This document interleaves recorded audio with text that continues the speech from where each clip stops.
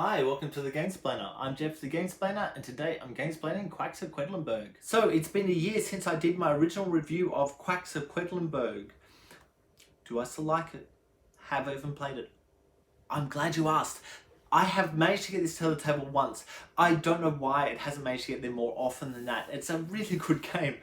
The essence of the game is that you're taking chits out of a bag and putting them into a potion, and when you get to a certain number of a certain type of chit, your potion explodes, and that's kind of as far as you can go, and you're going to then have to make a decision between taking the points or taking extra chits into your bag. If you manage to stop or choose to stop before that explodes, then you get a whole bunch of other bonuses going on.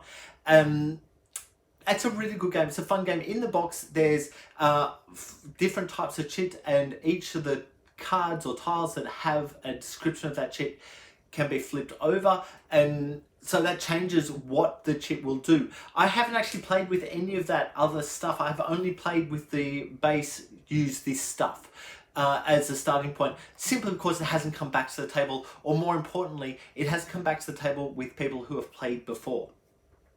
I think that's really the key to it, and I've said this so many times, that the key to any expansion material or stuff like this, where you have options within the game, is in order to go into those options, almost always you need to have people who understand the game already, because the way that the game is described using the base material, this stuff, is so important to understand before you go to the other stuff. And I fear that this is one of those games.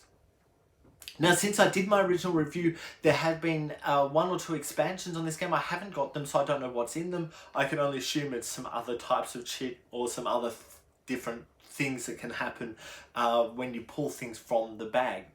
But I will leave that for people who have played the game to have a look at and see if they like it or not. I'm more talking about the base game of Quacks of Quedlinburg. I really appreciate what this game is. I appreciate what it does. I am aware of the very first time I played this game was someone else was describing to me. It's before I even got it, I fear, or I got it and was carrying it with me. I hadn't read the rules yet. I was looking for someone who had played the game before to describe it to me, to describe the rules and set everything out. And I found that on that very first play, the idea of your potion exploding, so pulling too many of the same type out, had me fearful, and so I didn't go there. The other players who had played before just kind of allowed their potion to explode on that first round through, simply because the difference that you're gaining for not exploding as opposed to allowing it to explode and getting further into that board is really negligible at the early stages. At the later stages, it's really important not to explode. But even then, you can still do quite well by allowing that to happen. And that whole idea is simply because of these rats. It's almost a catch-up mechanism, that wherever you are on the scoreboard, the number of rats between you and the lead player, that's how many extra spaces within your potion you're going to be able to get.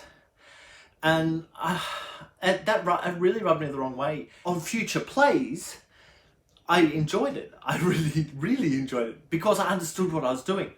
Making sure that everyone at the table is on the same page with that is actually a really important thing for enjoyment factor of the game around the table, rather than keeping a little bit of knowledge to yourself and, this might be a thing. That really irks me. So look, if you are the person who is describing this game to other people, please make sure that you describe everything. What happens if this happens? What happens if this doesn't happen? Those types of ideas are really important to get across the table and for everyone to understand, for everyone to be on the same page. Otherwise, you're really disadvantaging the people who haven't played before. So it's just something to think about, something to kind of bear in mind. Look, I will leave that there. If you have not seen my gamesplay or gamesplanation of Quacks of Quedlinburg, please go back and watch that from a year ago. See what you think, comment below if you have any comments or suggestions. If you have any games that you would like to be gamesplaned, please shoot me an email to thegamesplainer@gmail.com. Follow me on Instagram and Twitter @thegamesplainer to keep up to date with the games I'm playing, and subscribe to my videos to keep up to date with the games I'm gamesplaining. Until next time, enjoy gaming!